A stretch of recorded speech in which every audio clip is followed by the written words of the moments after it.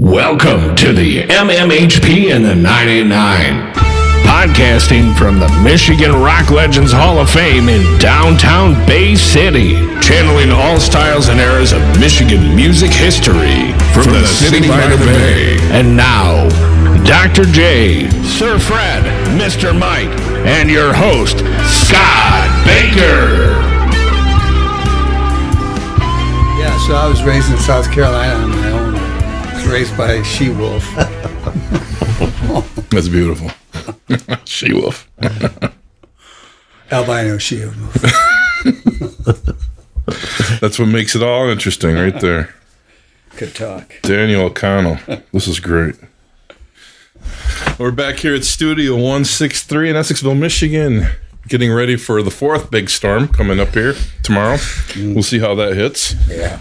It's been an interesting February into March, honestly. And this is March 9th today. All right. So we're heading into spring though. We got the robins all over the neighborhood, and Dr. J's in the house. How you doing, Doc? Very good. Good to see you. Yeah, a lot of stuff going on. We're getting a lot of our summer dates and summer bookings and summer announcements all this week here for Bay City as well as the area. Yeah, I'm sure you saw Rick Springfield like Bay City so much he's coming back. Yeah, how about that? Interesting lineup. We're going to have him come to the museum too and see our little Rick Springfield display we got up. Yeah, I saw that was an interesting lineup, I must say. Right. And there's going to be a big thing, I think, that's going to be happening throughout Bay City this summer along the sidewalks.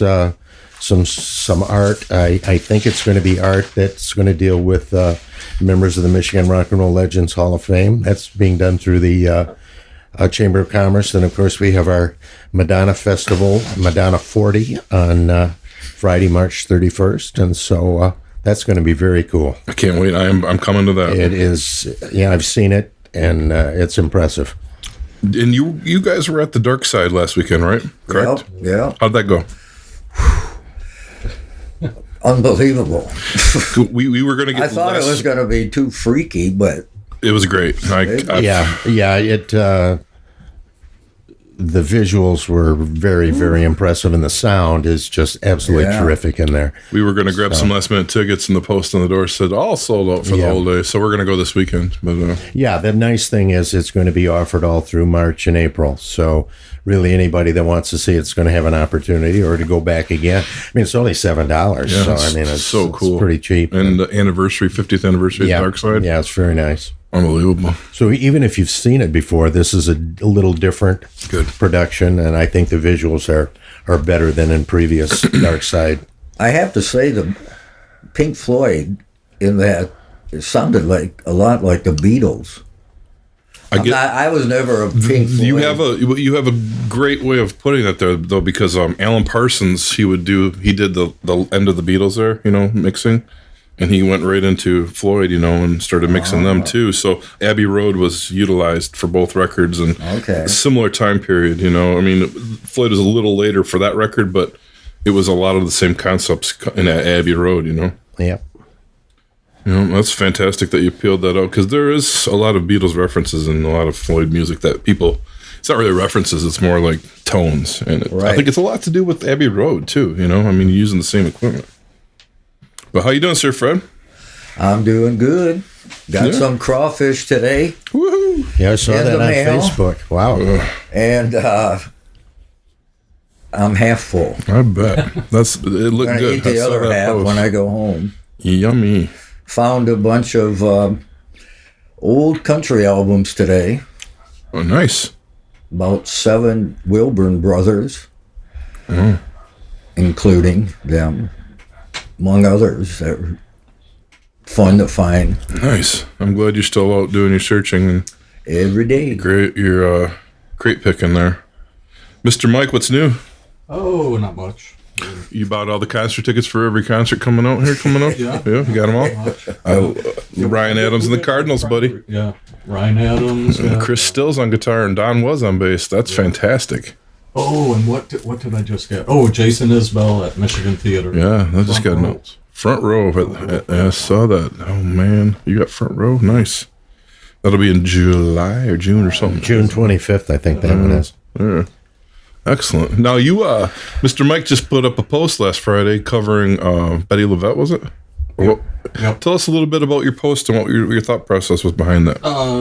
Well, I had a ticket to the show at the Arc, and I think it was reserved, but I wanted to sit as close, and there was a great seat just to the right of her,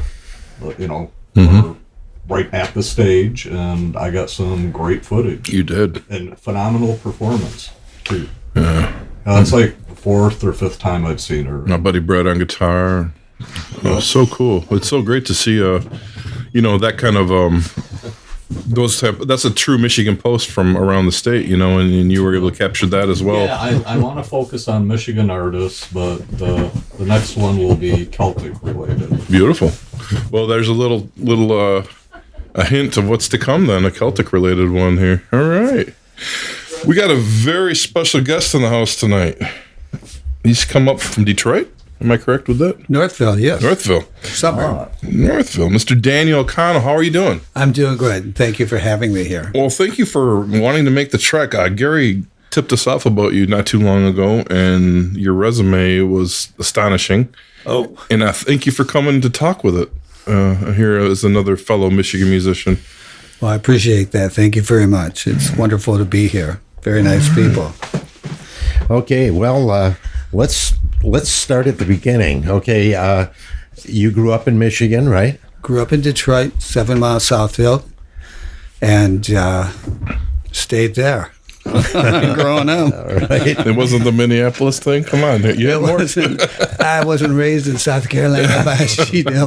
No, I wasn't. I was raised in Northwest Detroit, 7 miles Southfield. Skipped school often. I was interested in some of the people that you listed as early influences, like Frankie Lane and Mule Train, and then Rosemary Clooney come on to my house. Yeah, wow. I forgot Louis Prima, too. Louis Prima, yes, indeed.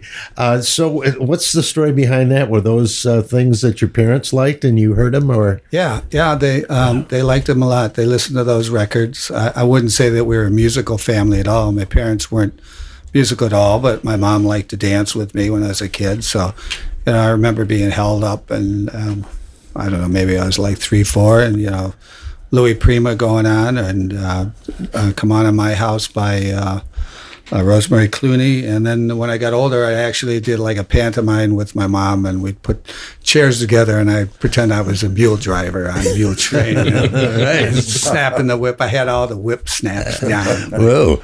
So how about rock and roll? What piqued your interest in rock and roll, which would have been pretty quickly or pretty soon after that? Those were hits in the 50s, I think, right? Early 50s? Yeah, but I think Frankie Lane, if Mule Train isn't rock and roll with a country and western beat, I don't know what is back in the 50s.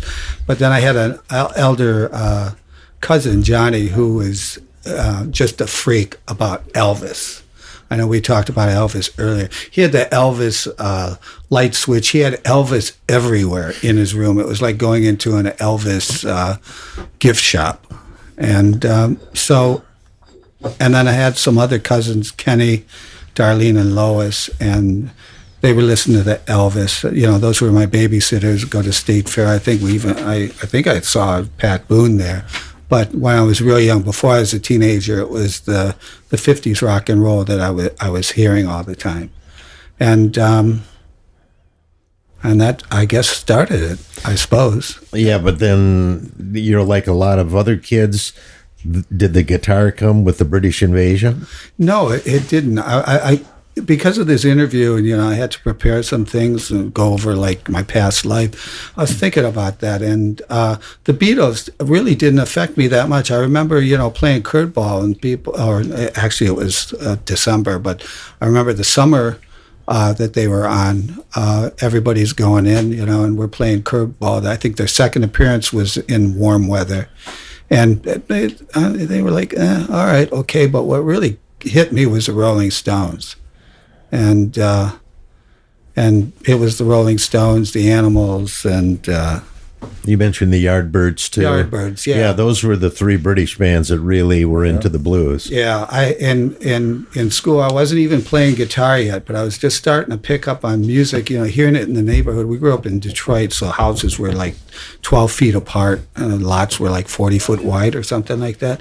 So doors were open all the time, so you'd hear all this music in our neighborhood anyways of the teenagers playing songs. I remember when I really got turned on to guitar and being in a band, I was playing around with guitar with Dennis Wallen Savage with a J.C. Penney guitar, but I wasn't in except for Wild Weekend by the Rebels or Rockin' Rebels or something like that, trying to learn that. And then David Jarvie, a high school friend up the street, one street over on Rosemont, he says, "You have to come over to my house." And he said, "I got to play you something." I go down in the basement. He's got his older sisters, 45 record player, and he puts on Heart Full of Soul. And you hear people say, "Oh, I was so electrified when I heard the Beatles or Dave Clark 5 or whatever, or some other artist." And he put that on, and that was like a lightning bolt. The Jeff Beck's guitar, all right, the intro on that, it was like, what? And that was it. Yeah, that's my favorite period of the Yardbirds, when Jeff Beck was the guitar player. Yeah. Boy, they put out some great stuff. Yeah, he did. Yeah, he was great. So then a band comes to this probably not too long afterward? Yeah, down the street, we threw together something really meager, looking back on it. But, it's a learning experience with John Malkovich. He was not Malkovich, it's Milkovich.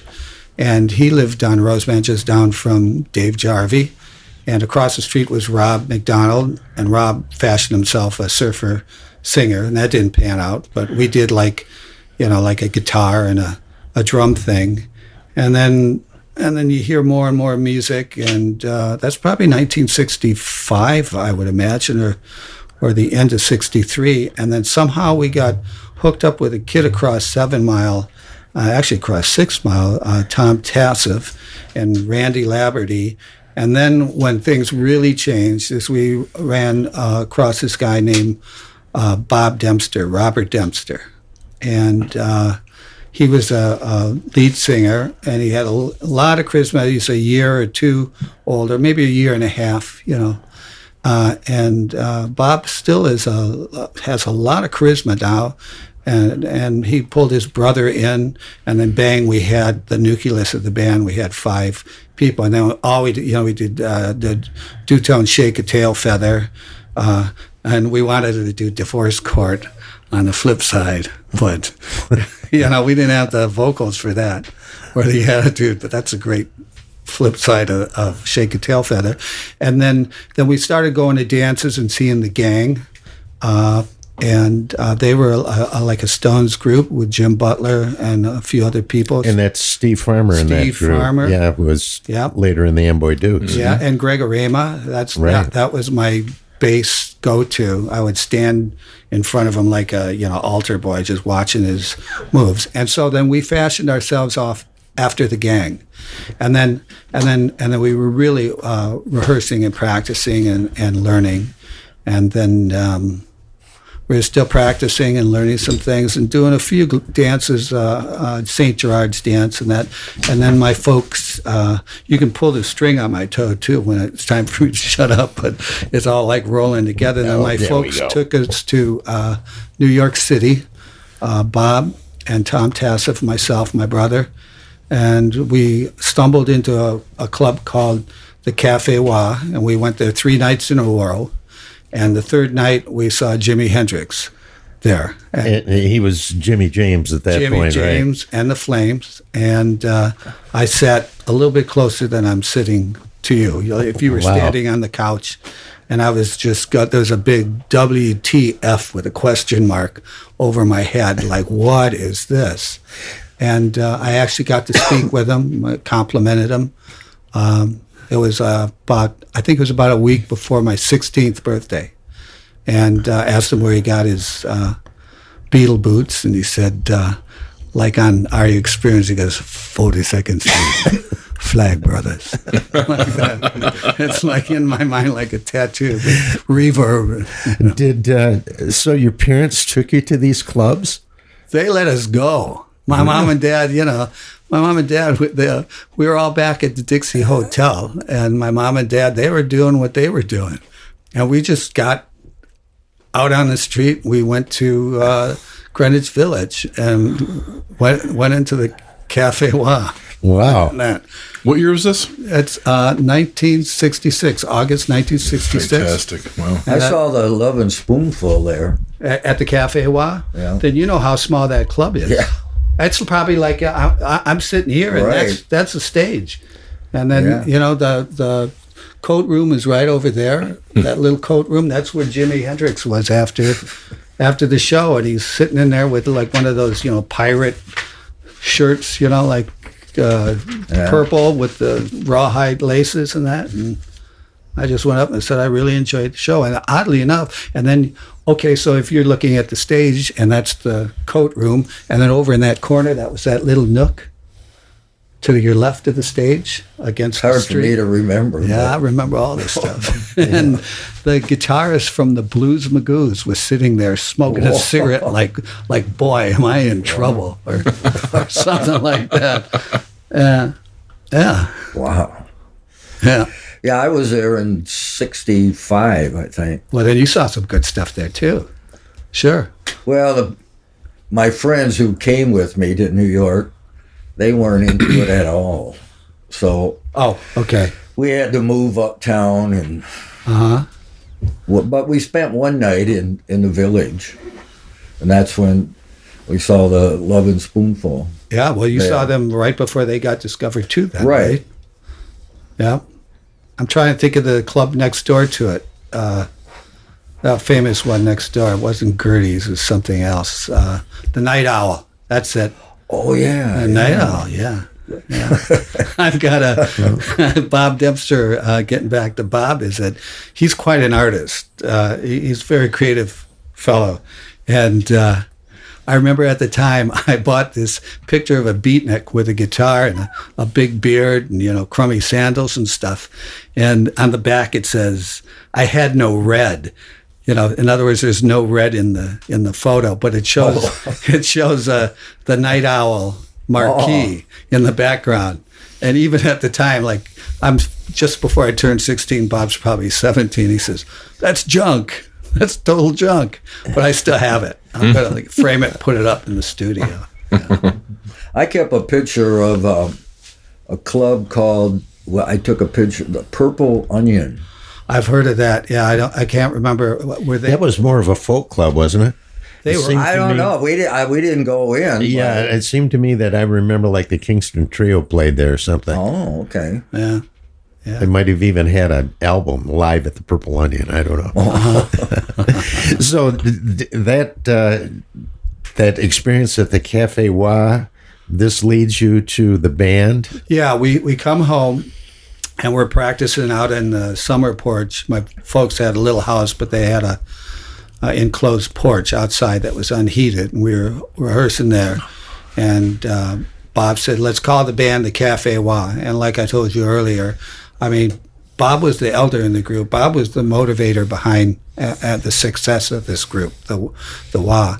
And it was one of the few times that myself and Tom Tassa said, no way are we going to be called the Cafe Wa. And then he said, well, how about just Wa? And we said, yeah, that'll go. So we put it on a drum head, and we were off. Yeah. And we were talking a little bit earlier about the Wa playing the teen clubs. Yep. And you played the Mump, which was a pretty famous one in the well, it's now Southfield, right? But at that time, was it Southfield? Yeah, it This was where always the Northland Shopping Center was. Yeah, you know how like malls, even today, the malls have this peripheral stuff going on around the parking lot. You've got the hub of the mall, and then you got a parking lot, and then you usually have, now you got all these restaurants and McDonald's or whatever, furniture stores. Well, there, they didn't have the outlying stores, but they had the MUP located in the general auspices of Northland. And it was It was a theater, a dinner theater. It was a theater. I'm not sure about dinner, but it was for our parents. We're from the same right, generation. the Northland Playhouse. Your dad and mom right there as well. I remember my parents going to that. Right. You know, that they had, I don't know, would be older Hollywood stars. You'd mentioned your parents met Cesar Romero. Right. I know my parents saw Red Buttons there. There you go. I'm trying to think of some of the other people that appeared there. Mae West, we had talked about. Mae West appeared there. That's something else. I got to look that up. Wow. Yeah.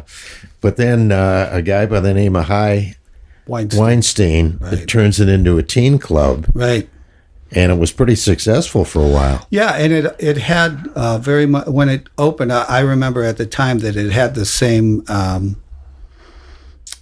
profile as far as importance as the Grande, but it did open after the Grande. After Russ opened the Grande, probably I think it was just a couple months, because I remember, Right. When I was doing an article on the MUMP, that I found I think it was either a Detroit News or Detroit Free Press article where the writer had went to both places. 66 maybe. Yeah, and it was kind of comparing them. Yeah. The Grande was kind of loose, as far as strict rules. Yeah. And the MUMP was more like the teen clubs around here. They had a set of rules, and they were, you had to follow the rules. Yes, the lights exactly. were on. Yeah. But the Grande really, I mentioned earlier, we were the first band to play the Grande. That's another story. Maybe we'll get to that. But the Grande, the first year, it really was, it was dark, but it wasn't the Grande that most people remember. It was fun. The first year was fun and exciting, and it was upbeat and that. And then I remember towards the end of high school, that would be around end of 68, beginning of 69, it got pretty dark and gloomy in there. But when it first opened in 66, we were there, like I said, the opening night, and they had local celebrities came up. We saw Sonny Elliott came up the steps. I remember sitting on the steps, and he's coming up. Hi, how are you doing? Yeah, good. Well, tell us a little bit about how you got the gig. Well, back to Bob Dempster. Bob was a real moving and doing it guy. And so, he says, come on, we're going up to Northland. We go up to Northland and we just hang out and talk to other kids and things like that, and borrow bum money off of old ladies saying that we need a haircut, can I have $1? And they'd give us $1. And then we'd go to Teen Man and buy a shirt or something like that. So there's this character passing out seagull posters, the Grande seagull posters. This is about, it's no longer than 2 weeks, if not only a week before the Grande opened up in October 66. And we go up to this guy, and Bob, I should say, goes up to these guys, and us boys follow Bob. And Bob works a deal with Russ for us to take the place of the Chosen Few who were on that poster. It said MC5 and Chosen Few. Well, the Chosen Few, this is the information we got from Russ, were reforming as SRC, and they weren't ready to perform. So Russ says, will you guys play? And, we look at each other and go, no. Bob says, yeah, we're there. And so we rehearsed a week, or if at the most 2 weeks before, and then we opened for the MC5 both nights. And was that the first time you saw the MC5? Yeah, no, it wasn't the first time I saw the MC5. It's funny you should mention that, and I don't mind telling you about it. The first concert I ever went to was the previous year in 65. If I have my numbers right, it's on my Facebook page. I put it on this experience. I was answering what's your first concert experience, and so it was Dave Clark 5 at Cobo Hall, and the MC5, the Motor City 5, opened for them with the original members Smith, Tyner, and Kramer, and they opened for the MC5, and that was the first concert I ever went to. And then I think in less than a year or a year and a month later, I wasn't even playing guitar then, and then months later, in the time of life, I'm in a group opening for the MC5. So the old guy here goes like, wow, Yeah. serendipity. And Dennis and I was with Dennis Wallace Savage, and we both were like violently ill from excitement. We were eating popcorn and downing Coca-Cola and just spontaneously spewed at the Dave Clark. Not at MC5, but at Dave Clark 5, Maybe it was I'm Glad all over. It's like, that's it. But the one thing memorable about the MC5, just like Ringo, when they first went out, they didn't have sophisticated, like, trap kits, drum kits and that. He just had, like, the usual, like, jazz musician cymbal stands. And he was just continuously doing these double crashes and both cymbals falling over throughout the entire MC5 set. And then Kramer or somebody would come back and put the cymbal stand back up. And then finally, I think, it might be reconstructed memory, but they gave up, and then the drummer actually had to stop. But maybe I'm thinking of Ringo when he had to pick up the songs. But it was a pretty, it was an incredible experience. So did you kind of hang out at the Grande at that point to come back for other nights and see because they had pretty interesting lineups there at the Grande. Yeah, I saw a lot of great acts there, and I'm happy to say I had a great father that drove me everywhere and drove the band everywhere, and he had no compunction about I want to go down to the Grande tonight. You want to go? He goes, yeah, and he says there's this group called the Fugs. Let's go see the Fugs. I saw the Fugs with my dad down there. I saw, my dad would often talk with Rob Tyner that first weekend. I remember playing on stage, and if you've ever been to the Grande in the early days, they had this big square table, and it was sort of like an activity table for hippies. And it was just in front of the light show people there. And there was a sort of a black light over it. And it was a great memory playing on stage, and I'm looking at my dad, and he's just talking stuff to Rob Tyner, probably about India. My dad served in India during the war. Okay. And they were both. I got to know Rob a little bit before and after, especially after he came to a few history things. I got real involved with history, and I don't want to sidetrack too much, but he came up one time and I gave him a deck of Aesop's fables, and he just take off with the conversation about that. He was a remarkable man, and so we were talking about what acts. I saw Fleetwood Mac there.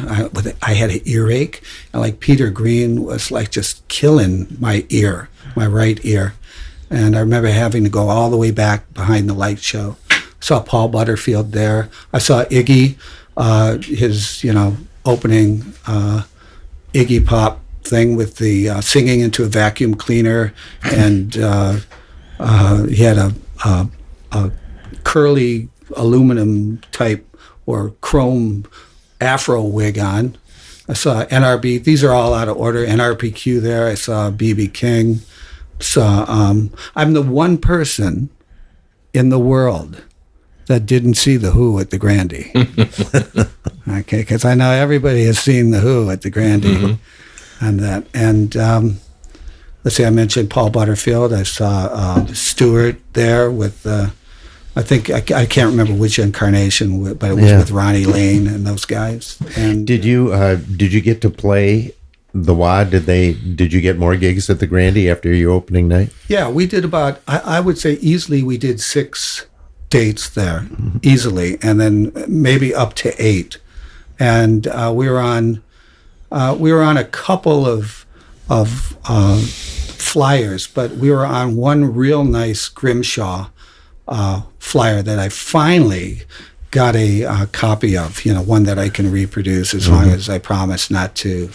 But it's a dual cover, purple and green. It shows an old time band, and it's a Grimshaw quality, but it's a flyer, right? Handbill. Yeah, a lot of those famous posters really weren't posters, right? Yeah, that put some amazing stuff. Well, what happened to the Wah? That it fizzled out after a year or two, or we had Tom Tassif decided to push his Super Beetle off the stage in the middle of a Grande performance. I'm playing along, we're playing along, and he's pushing the Super Beetle into the dressing room to stage left. If you're looking at the stage, it's on the left. And he got a girlfriend, and shortly after, his parents sent him off to St. John's Military Academy, where he met Tim Schaaf of Wayne Kramer Association. And there is one Tom Tassett Wah story I'd like to backtrack a little bit. I told you earlier about the Fifth Dimension. We were opening for the Rationals, and they had their hit, or regional hit, or whatever you want to call it, Respect. And it had, if you're a guitarist or a musician or an aficionado like yourself, it has this ringing out A string, and then the guitar by itself does D, D, D, G, G, G, and then the whole band kicks in. So the Rationals are across the stage from us. There were two stages. They're on the primary stage, and they're setting up their gear for their set, and we're about to start ours, and Tom Tassett starts off their version of Respect. And all of us are looking at him, and Bob Dempster, I thought, was going to, punch him. And he just kept bringing out the D to G thing, and we just shrugged and went, okay, here we go. And they never had us back there. That was probably about our third or fourth job at the Fifth Dimension. Oh, so then fast forward to probably 68, I think, I don't know, maybe 68, beginning of 69. Tom gets sent, he quits. The band's sort of in flux. That's a couple things happen, and then we're searching for a keyboard player. And while I'm waiting for the band to get together, we found Doug Daller, a talented keyboard player who had a B3 that we carried around uncut everywhere for him. And then Ira Pack, do you mind me telling this story? Well, Ira Pack, yeah, he was with the Jagged Edge, right? With Stony, Missouri. That's right.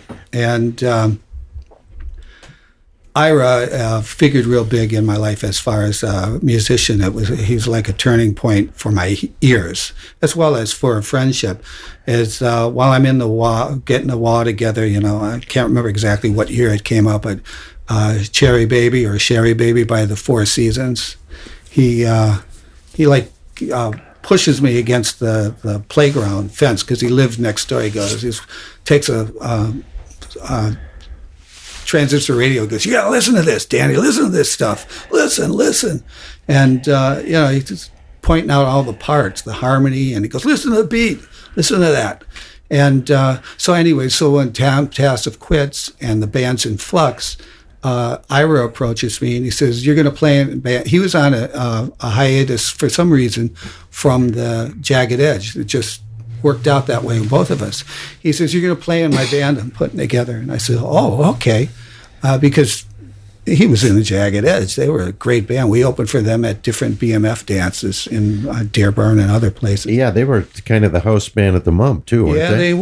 Yeah, they were. And Stoney will tell you that, yeah. And so it's quite a compliment for me, for Ira to say, you're going to play in a band. And I said, sure. And I said, what's the name? He says, well, before I tell you the name, he says, we're never going to play a Catholic dance.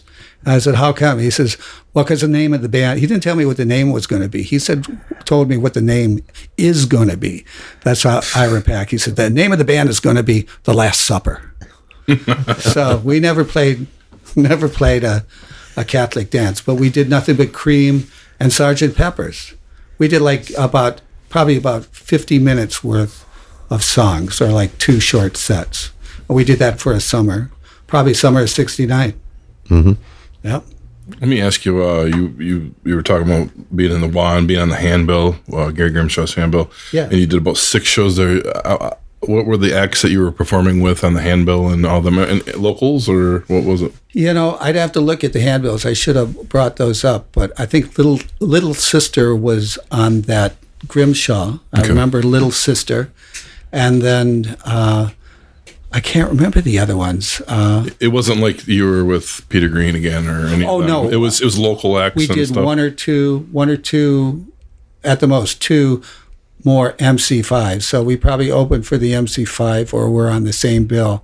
no more than 3 times, but twice for sure that I know of. But the very first day of the Grande, that was MC5 and you guys? That was it. That was beautiful. And it was the MC5 with bogan horns, one on each side. Oh, yeah? It was like, looking at Dragnet or Adam 12. Come out of the building. Yeah, that was it. They just had horns. Your ears are still ringing. They had no warm speaker, cap. It was just like horns. I don't remember. But is there photos of that era or those gigs, or do you have anything from that? I have not. Bob's got some, but he has pictures of Bob at the Grande. Right. But I don't blame him. I wish I had pictures of me at the Grande too. Yeah. But I think I have seen a photo here or there with Tyner with the bogan air raid horn. They're just on these rickety poles and that. Oh, dude. He was a force. Tyner. He was something else. I mean, for me, for a teenager, he was as impressionable on me as Jimi Hendrix. He was like probably the first local singer live that I've seen, and I said, "Damn, that guy's good." Yeah, oh, wonderful. And you mentioned too a couple of Amboy Dukes fellows, Greg Arema, I wanted to ask you about. Yeah. In particular, Arema went on to play with Dick Wagner and Ursa Major. Mm-hmm. And did you do anything with them around that time, or follow him, or were you still friends, or did you remain friends with him throughout his lifetime, or how did that go? Well, Greg, I only met Greg. I met Greg once at the Grande, not at Grande, excuse me. I met Greg once at the BMF dance above Woolworths on Grand River and Lazar, and all it was me approaching him, asking him what model bass he was playing, which I eventually bought. He played at the time a Epiphone Newport bass. Wow. And so, I mean, that was the guy I wanted to be on. You bass. said that, and that's why I wondered if you got a friendship with him or anything. Nope. And then the other time I met him, we went over to like an open house. Ted had a Tudor mansion in the southeast section of what is now the Expressway and Telegraph. There was like this large mansion, and you could rent them before they tore them down. It got ripped out because of the freeway, but it's across from the Holiday Inn on Telegraph over in Southfield. I met Greg that time, but he was always cool with you?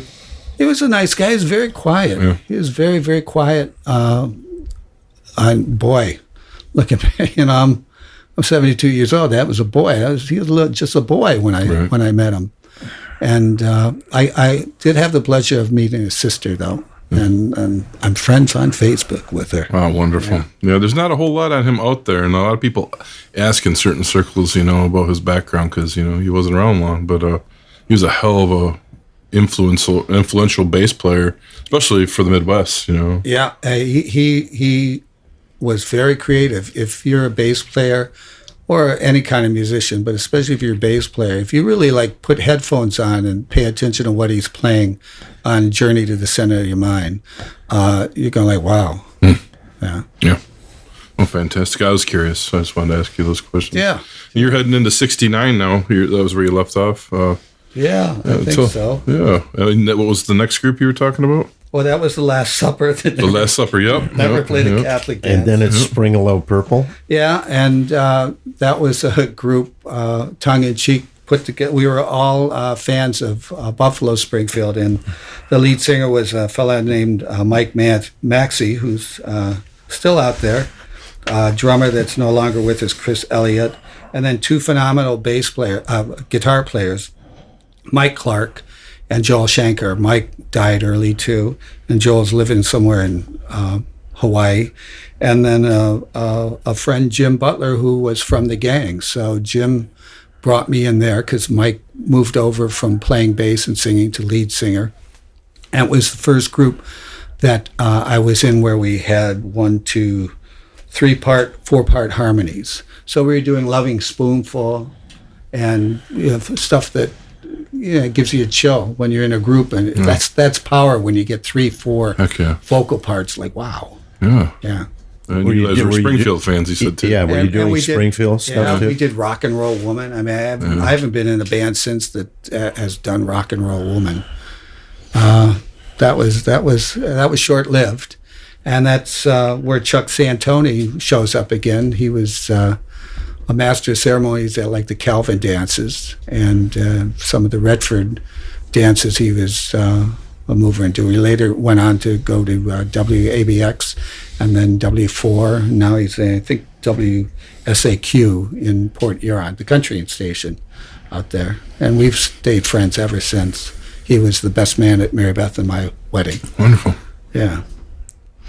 You know, you did that band that you were in at the time. It was mainly Michigan, playing around the Detroit area, metro area. Yeah, very regional, northwest Detroit. You didn't go much further. No. We had no plans on that, and then that morphed into somehow Jim Butler knew Tim Schaaf, who went over from bass to guitar, then later in his life back to bass.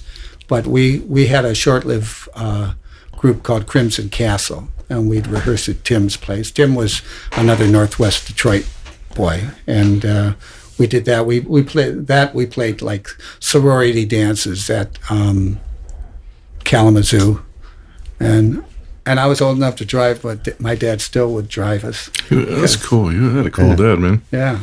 So did that band play at Alvin's? I say no, but I say you have George's, the guy who owned Alvin's. Yeah. We used to play there. No, when we rehearsed, then Tim had these great diversions. One of the diversions was Wayne Kramer would show up, and then they'd go off and do something. We'll leave that to the imagination. And then, but then other diversions was Tim says, "Let's go over to George's house." So we'd go over to George's house and just play some things with George. And George would say, "Hey, look at this," and he'd show Tim. I was along for the ride, but that was he died a long time ago. Yeah, didn't he did.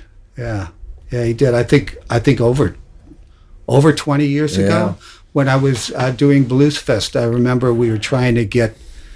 Somehow there was Mike Davis, the MC5. We wanted to get. Ted Boomer wanted to get us hooked up with that cadre of people. So I went down to Alvin's, and he was dead by then.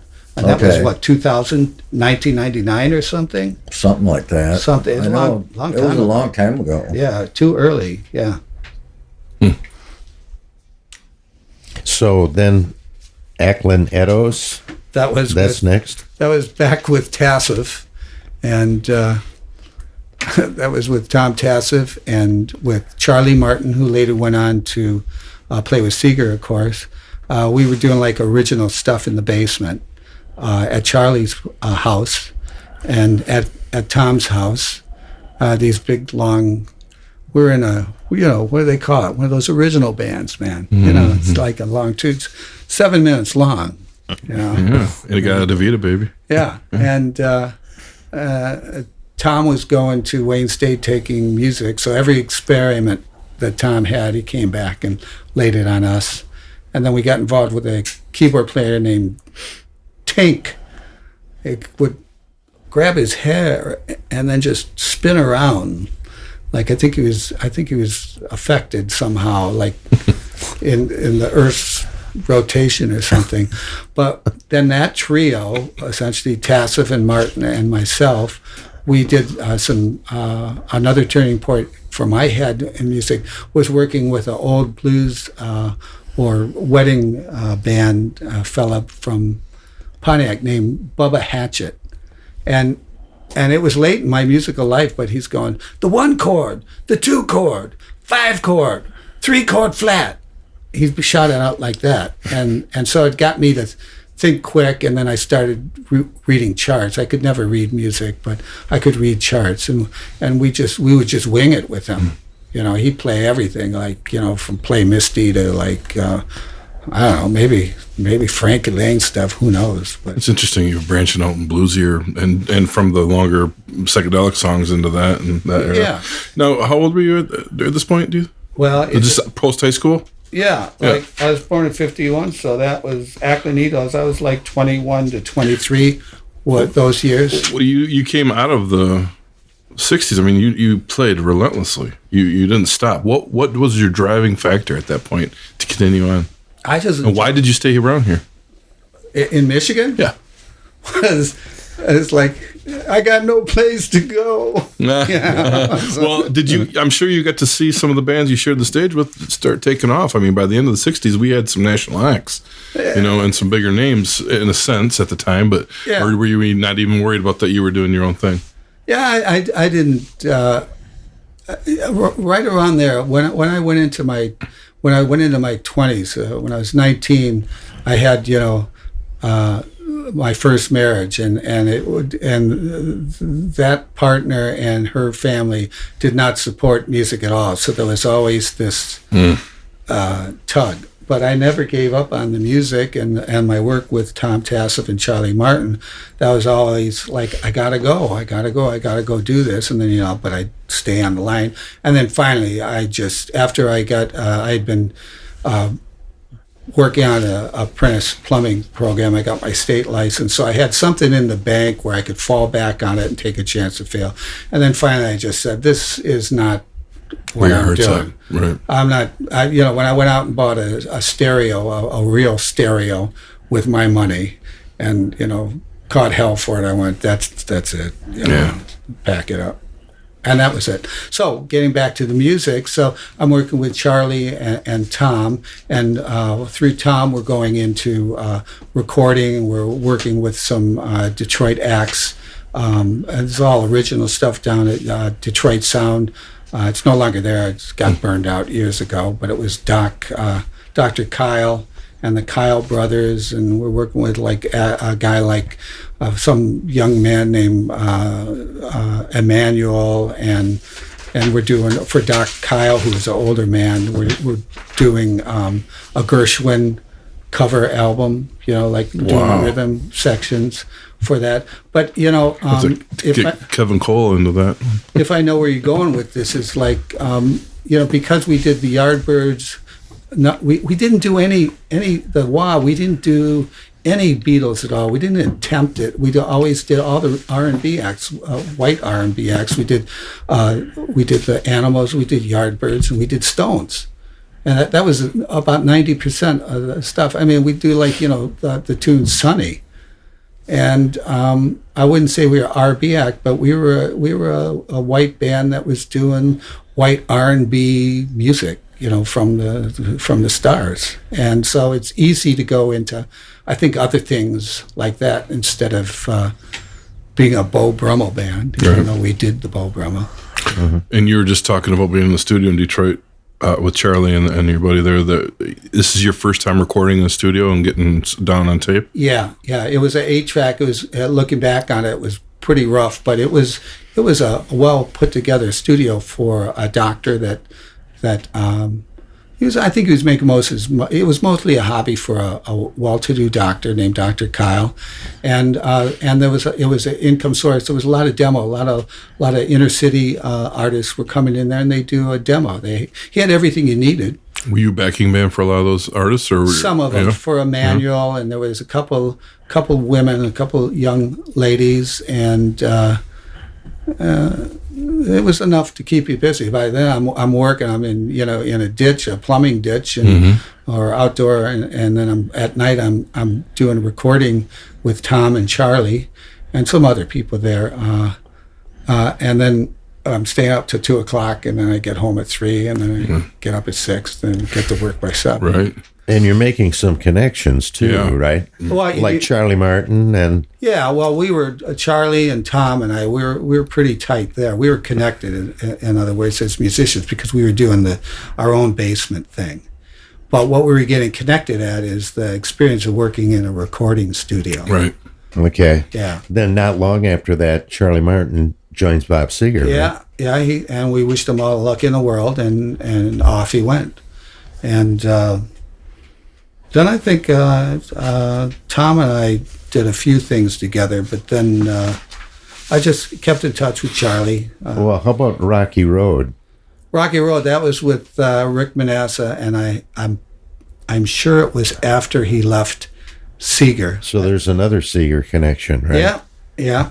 And I'm pretty sure that was because of Charlie, either before Seger or probably after Seger. Rick had done the Seger 7, if I remember right, that album.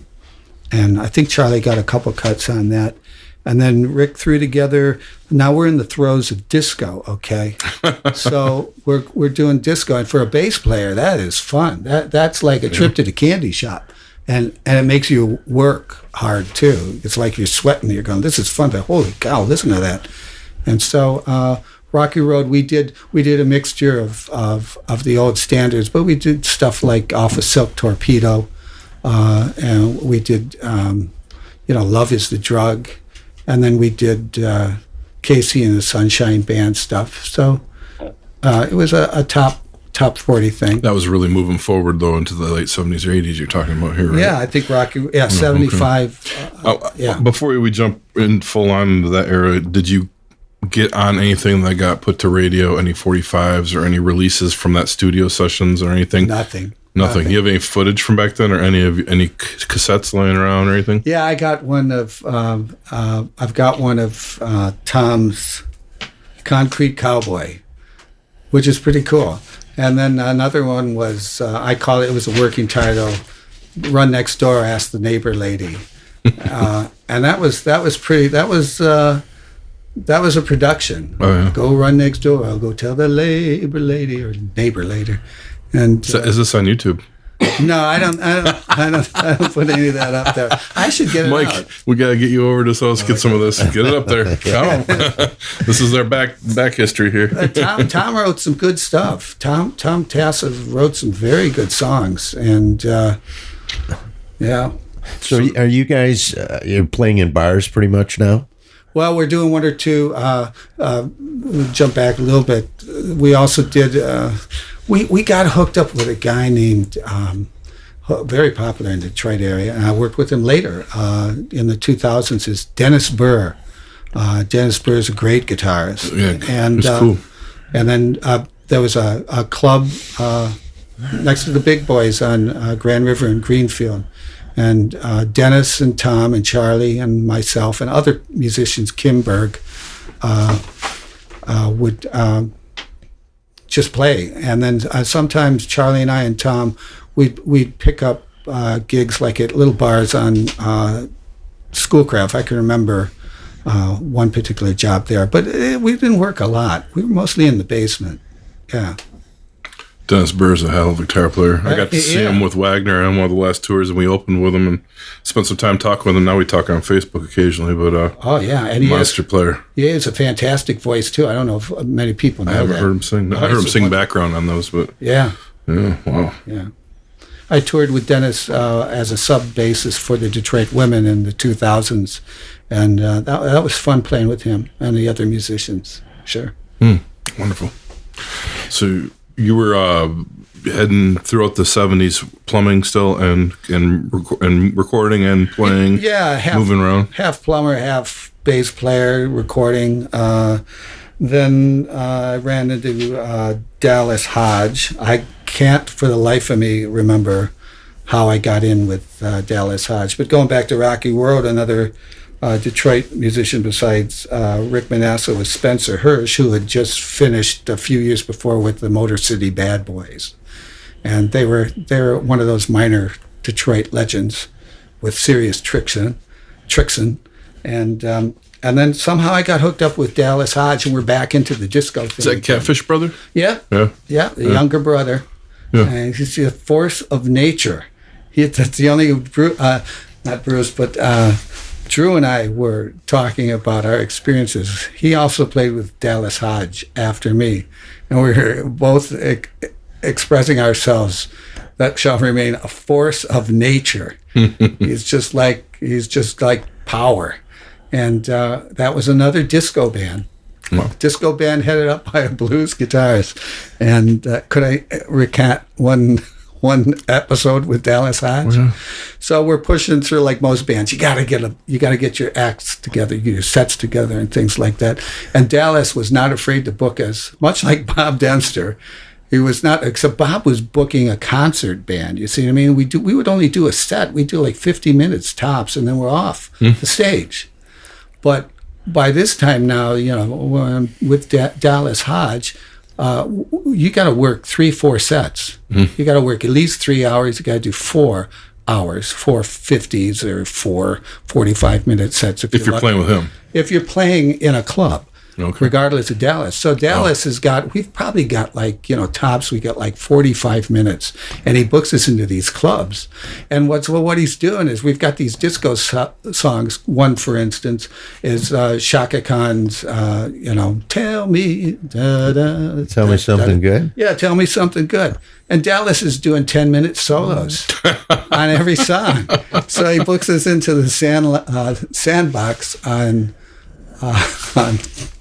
on Schoolcraft over by Inkster or something like that, Middlebelt or something like that.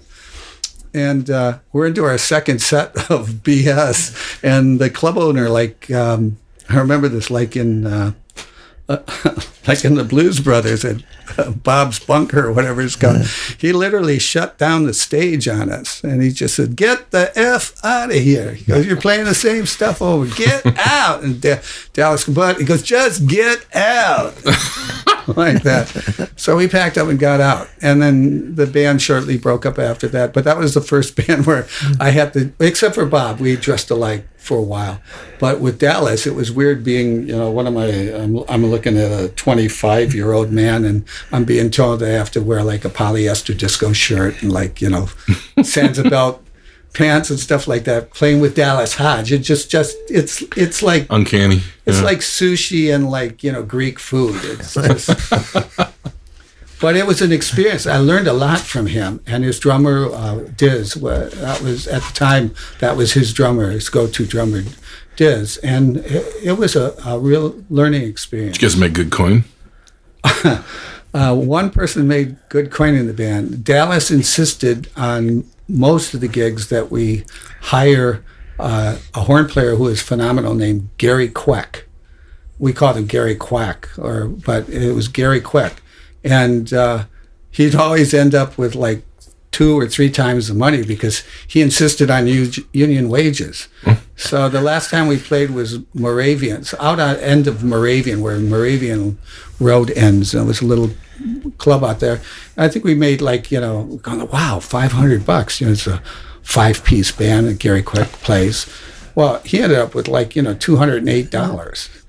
And then we had to split it with 4 other people in the band. So that was the end of that. Wow, but yeah, but it was interesting. It was It was interesting. Yeah.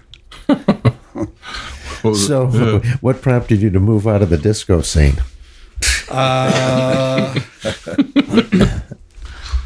think when it was the advent of the washboard. I think when I left home, when I called it quits on that first marriage, I somehow got hooked up with Bruce Meakin through Rick Manasseh. I stayed in touch with Rick Manasseh, and we had a guitarist named Danny Gore back then who had played with Alto in the 70s, and then we got into a number of incarnations with Bruce Meakin and Danny Gore in No Target, No Fooling, and a last group called Hooker. And then somehow we were introduced to Alto. I think we're sort of like, what do they call it with the baseball? We were scouted.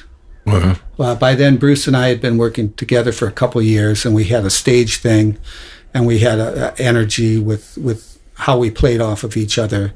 And Alto and the 2 Durad brothers, either or all 3 of them, saw us as a good addition to the project that Alto was working on. Now, Alto is full-time with Seger at this time? Yeah, but at face appearances, but around that same time, we were told clearly by Alto and other people that he was given an ultimatum by Bob because he had been working certain shows and certain dates with Bob. he wasn't 100% available, wasn't making himself 100% available to Bob, alto that is. At the time, his name was Tom Cartmel. Right. And so Bob gave him an ultimatum, and of course he took it, which was, I'm going to be full-time your horn player. But around that time, shortly before, during that time, Alto had, sort of like an escape or an alternate plan, and he was working on original songs with the two Durad brothers.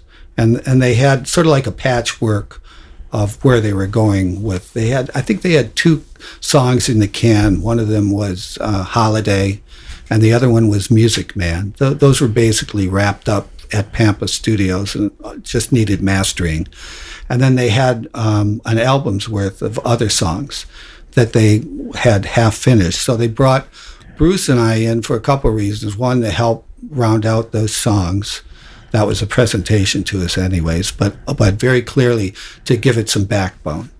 And so Alto worked with us, and we were working as a quartet, a guitar, bass, drums, and keyboards. Drums, the Durad brothers, and keyboard, drums, Franz Durad, and keyboards, Matt Durad, Bruce on guitar and vocals, myself on bass, and then the 3 of us sharing vocals here and there, but Bruce was the primary singer. What year is this? This would be like 1977, beginning of 1977. There was a transition thing where they were like, they were courting us, and we were going to see them play at this bowl place. They were working as a duo, and I mean, kicking out a lot of noise for a keyboard player, and he was kicking out bass, and he was playing keys, and the drummer was a great drummer, and Franz was a great singer. Matt was adequate, but Franz had a very powerful voice, as powerful as Seger, and in some ways a little bit better. Wow. Yeah. Now, you were already with Charlie at this point. Were you hanging out with the guys backstage at the Seger shows when they come to town? Or no, by this time, I think by this time, Charlie had his accident. Oh, did he? Okay. Yeah, so he was out of Seger, but he was coming up to see our group. Chris would stop up.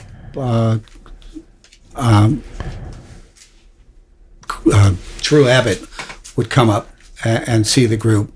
Alto was up there quite a bit, and then we were rehearsing when we could, when Alto was available.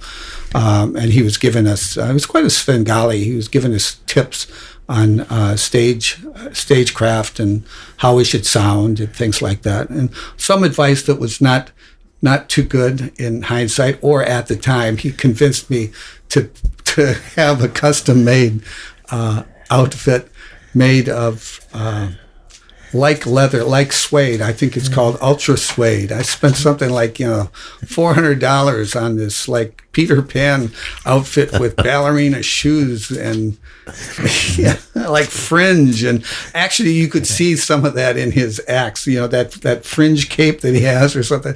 I can see where he is going with it. I remember I played that gig and I said, what the hell am I doing with this thing? I used it for like dust rags after it, but it cost me a fortune. I had this woman, Marie Farini, friend of John Malkovich's, make me these ballerina shoes or ballerina like shoes. It was like, you're out of your mind. But that was the far-fetched Alto. But the rest of the time, he would take us to shows. He says, look, this is when you go on the road, this is what you're going to see. I remember he took us to one of the early Van Halen things, and we watched David Lee Roth going like, what the hell? We're never going to be able to do anything like that. The guy was fantastic. Just like an acrobat. Well, Seger had Van Halen up here with him, I believe, for a show at Central here in Bay City. At Elder Field, right? Yeah, or not Elder. What's the name of it? Is it Elmer Ingle Field? Ingle. We played on that show. You were on the bill too. Yeah, we were on that bill. I can't remember it at all. What was the name of the band that you were in at the time? Barooga Bandit. Really? Yeah. Wow. How about that? There we go, Bay City. Yeah, A return, and that'll wrap up part 1 with Mr. Daniel O'Connell. He was gracious enough to send us a lot of photos that we're going to be including on our YouTube page. For those of you that haven't checked out the YouTube page, please go over there to check out our podcast with some visuals, as many of the photos that don't land on Facebook end up into the YouTube video themselves. There's no live video over there. It's the audio, but with a lot more photos usually. And also, Mr. O'Connell was kind enough to also play some songs for us, which he's going to do in part 2. So please come back in 2 weeks for part 2, Mr. Daniel O'Connell, and check out more from the man who kicked off the Grande Ballroom and has this amazing rock and roll backstory.